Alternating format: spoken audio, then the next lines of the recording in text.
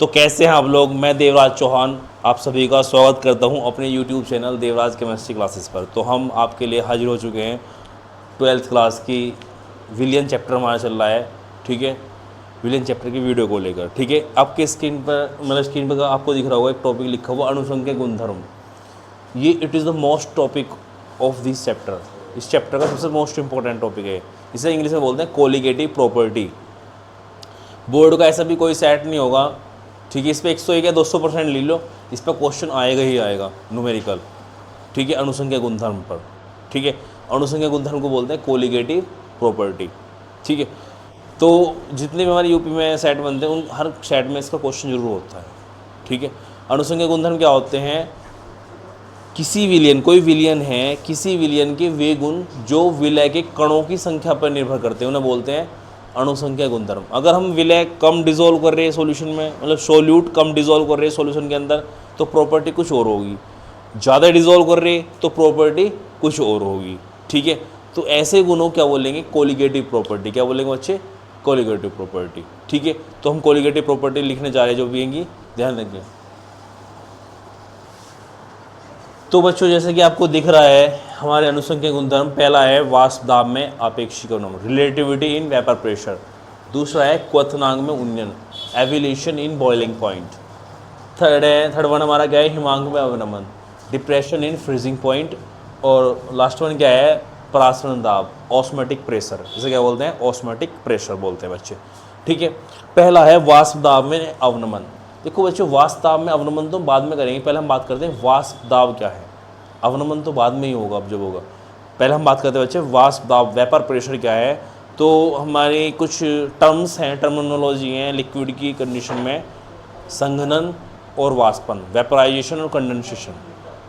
जब कोई लिक्विड होता है, ठीक है, जब कोई लिक्विड होता है, जब लिक्विड को हम हीट करते हैं तो वो वेपर में कन्वर्ट होता है। किसी लिक्विड को गर्म करके वेपर में कन्वर्ट करना उसे बोलते हैं वेपराइजेशन, वाष्पन। और किसी लिक्विड को गर्म करके वेपर में कन्वर्ट करना और वेपर को ठंडा करके फिर दोबारा लिक्विड में कन्वर्ट करना, इसे बोलते हैं संघनन, condensation. It is the process of purification of liquid. ये किसी द्रव के शुद्धिकरण की विधि है। ठीक है, संघनन। ठीक है, तो जब संघनन और वाष्पन की दोनों की दर दोनों बराबर होती हैं, उस कंडीशन में जो वेपर प्रेशर लगाती है, प्रेशर अप्लाइड करती है, उसे क्या बोलते हैं? वाष्प दाब। क्या बोलते हैं बच्चे? वाष्प दाब। इस कंडीशन में जो वाष्प के द्वारा दाब लगाया जाता है उसे बोलते हैं वाष्प दाब।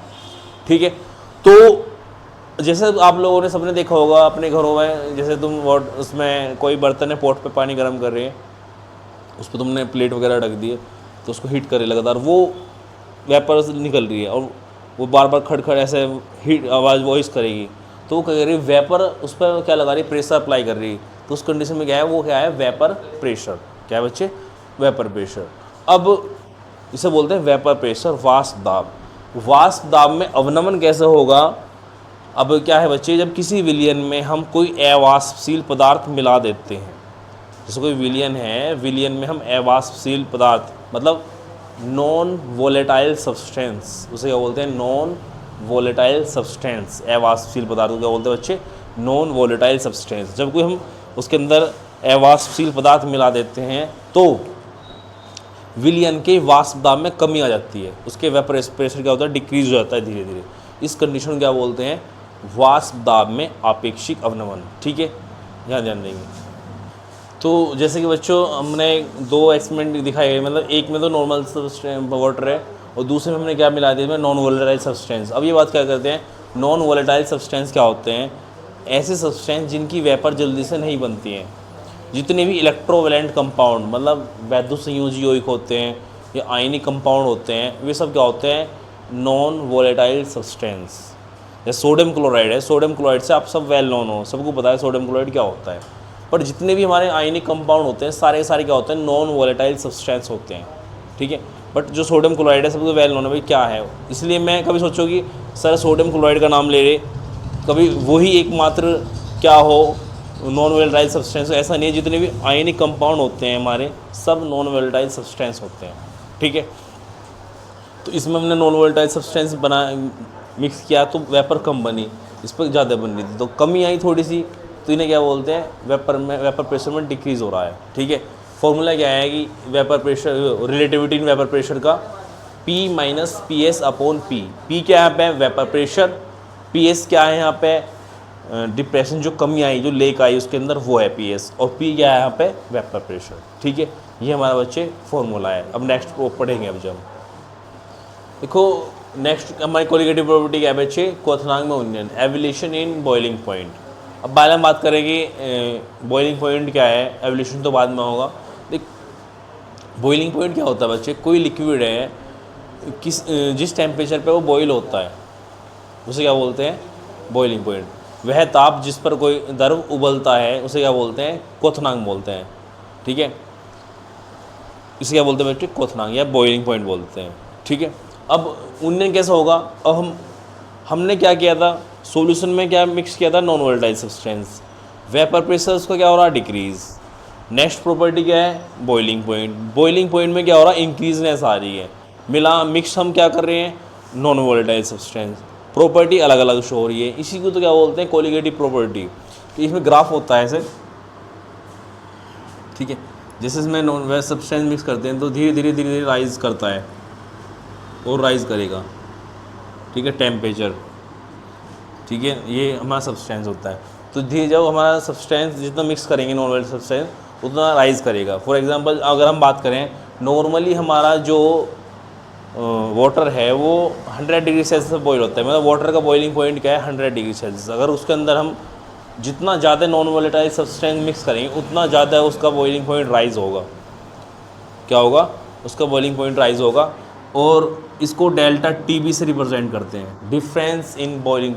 जो डिफरेंस आ रहा है वो कहाँ आ रहा है, टेम्परेचर में तो आ रहा है डिफरेंस। किसके, बॉइलिंग पॉइंट के टेम्परेचर में आ रहा है डिफरेंस। तो इसे बोलते हैं डेल्टा टीबी से रिप्रेजेंट करते हैं किसको, एवोल्यूशन इन बॉइलिंग पॉइंट को। हमारा नेक्स्ट जो टॉपिक है वो क्या है, relation between molarity and evolution in boiling point. ठीक है, ध्यान दें। तो बच्चों ये जो सामने आपको डेरिवेशन दिख रहा है, ये वीडियो को थोड़ा शॉर्ट करने के मैंने पहले ही किया हुआ। ठीक है, अभी क्या, तो ये क्या है, relation between molarity and evolution in boiling point. ठीक है, जो एवोल्यूशन इन बॉइलिंग पॉइंट है वो डायरेक्टली प्रोपोर्शनल किसके होता है, मोलैरिटी के। किसके होता है बच्चे, मोलैरिटी के। जो हमारी मोलैरिटी है, मोलैरिटी का फॉर्मूला N/W kg में। N क्या है, नंबर ऑफ मोल्स सोल्यूट, और W है weight of solvent in kg में। तो पहले बार ये इसका फॉर्मूला हो गया। अब प्रपोजनल हटेगा तो कोई कांस्टेंट ऐड करना पड़ेगा हमें। तो प्रपोजनल हटा के हमने यहाँ पे के भी कांस्टेंट ऐड कर दिया। ठीक है, के मतलब कांस्टेंट, और बी इसलिए लगाया कि boiling point, B for boiling point. तो डेल्टा टी बी, ये रिलेशन आ गया किस में, डेल्टा टी बी और किस में, मोलैरिटी में। मतलब एवोल्यूशन इन बॉइलिंग पॉइंट और मोलैरिटी में रिलेशन आ गया। मोलैरिटी के फॉर्मूले खुले हैं जो खुले, तो मोलैरिटी का फॉर्मूला N/W kg में वो हमने यहाँ पे रख दिया। अब डेफिनेशन के लिए इफ़ n की वैल्यू मैं 1 कर दूँ यहाँ पे, और W कितना कर दूँ, ये भी 1 कर दूँ, n भी 1 और W भी 1, तो डेल्टा टी भी इसके इक्वल हो जाएगा। भाई ये भी वैल्यू 1 हो गई, ये भी वैल्यू, तो ये इसके इक्वल हो गया। तो किसी विलायक के 1 किलोग्राम में यदि हम 1 मोल विलय के डिज़ोल्व करें तो क्वथनांक में होने वाला उन्नयन मोलल उन्नयन स्थिरांक के बराबर होता है। ठीक है, if solute mole, if number of mole solute 1 dissolve, मतलब जो सोल्यूट्स के मोल हैं वो क्या करें, 1 mole of solute dissolve in 1 kg of solvent. If 1 mole of solute dissolve in 1 kg solvent, the evolution in boiling point are called molal evolution constant. उसे क्या बोलेंगे, मोलल एवोल्यूशन कांस्टेंट बोलेंगे बच्चे। ठीक है, अब इसको हमने फिर ओपन कर दिया, n की वैल्यू W/m हो गया। ये हमारा मोल का फॉर्मूला है। अब ये kg में है, ये ग्राम में है।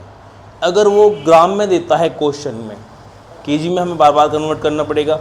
अगर ये ग्राम में है तो 1000 से हम ऊपर ही मल्टीप्लाई कर देंगे, ये हमारा ग्राम हो जाएगा। यहाँ पे delta T b elevation in boiling point, K b molal elevation constant, small w अपना होगा weight of solute, m small m molar mass of solute, capital W हो जाएगा हमारा वेट ऑफ सॉल्वेंट।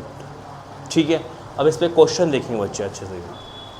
तो जैसे कि बच्चों आप क्वेश्चन आपको सबको दिखाई दे रहा है, क्या है, 175 ग्राम जल में वैद्युत अनपघट है, पता नहीं क्या है वैद्युत अनपघट है, 12.5 ग्राम को जल में घोलने पर क्वथनांक में 0.7 केल्विन का उन्नयन हुआ, पदार्थ का मोलर द्रव्यमान ज्ञात करो। ठीक है, इसमें एक और क्वेश्चन में दिया होना चाहिए, 1 मिनट मैं जरा देखता हूँ क्वेश्चन में कोई करेक्शन तो। अब जो क्वेश्चन है, ठीक है, के बी की वैल्यू इसमें दी गिवन दैट थी, हम करेक्शन क्या देखा कि के बी की वैल्यू होनी चाहिए। तो क्वेश्चन 175 ग्राम जल में पता नहीं हमने क्या घोला, कोई वैद्युत है या अनपघट है, वो घोला है 12.5 ग्राम। ठीक है, उसके घोलने पर 0.7 केल्विन का उन्नयन हुआ।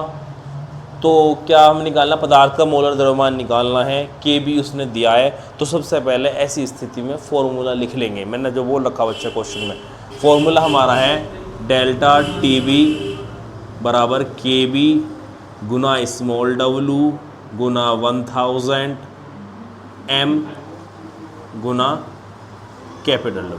ये फॉर्मूला है, ये हमने फॉर्मूला लिख दिया। सबसे पहले डब्लू फाइंड कर लेते हैं। क्या फाइंड कर लेते हैं बच्चे, डब्लू।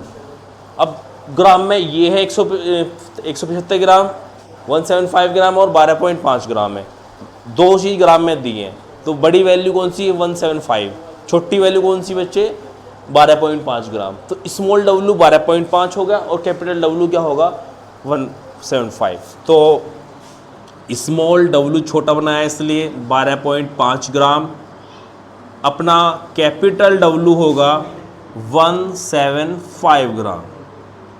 ठीक है बच्चे, उन्नयन प्राप्त हुआ, वृद्धि कितने की हुई, उन्नयन मतलब वृद्धि, डेल्टा टीबी 0.7 केल्विन। के बी ये गिवन दैट है बच्चे, मोलर मास निकालना है, हर चीज़ हमारे पास है, बस फॉर्मूले में रखने की ज़रूरत है। डेल्टा टीबी 0.7, के बी 0.52, छोटा डब्लू 12.5, 1000 एम फाइंड करना अपने को। ठीक है बच्चे, एम फाइंड करना है। एम कितना है फाइंड करना, ये कितना है 175। ठीक है, तो यहाँ से ये गई पॉइंट, ये ख़त्म, 0.7, इसके नीचे एक मान लो, इसकी इधर इसकी इधर। ठीक है, तो 0.7 गुना एम 175 और 52 इंटू 125, इसके नीचे चले जाएंगे। एम 52 125 अपना क्या हो गया 0.7175। ये कट सकता है जहाँ तक मुझे लग रहा, 5 से काटते हैं, 5 मतलब 5 दूनी 10 और 5 पंजे 25, 5 तिया 15 और 5 पंजे 25, ऊपर 25 आ गया, 5 पंजे 25, 5 सते 35। तो उसको थोड़ा सा सोल्व कर ले जाए बच्चे, इसको यहाँ पे लेके आता हूँ, उसको ऊपर थोड़ा सा चमक जाएगा, आपको दिख भी नहीं होगा। 52 ऊपर 5 है, नीचे 0.7 है और 7 पॉइंट हटा लेंगे यहाँ, 10 हो जाएगा। ठीक है, 52 इंटू 50 49। ठीक है, बड़ी वैल्यू है, मतलब इससे अब तो सिर्फ कौन सा है, यहाँ पे आंसर जाएगा इसका।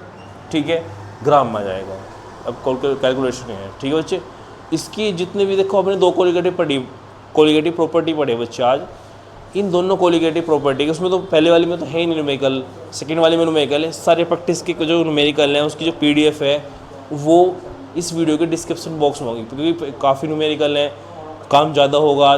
ठीक है, इसलिए न्यूमेरिकल ये करा के और तुम्हें प्रैक्टिस करनी है न्यूमेरिकल की। ठीक है बच्चे, अगर वीडियो अच्छी लगे तो लाइक करें, शेयर करें, कमेंट करें। धन्यवाद।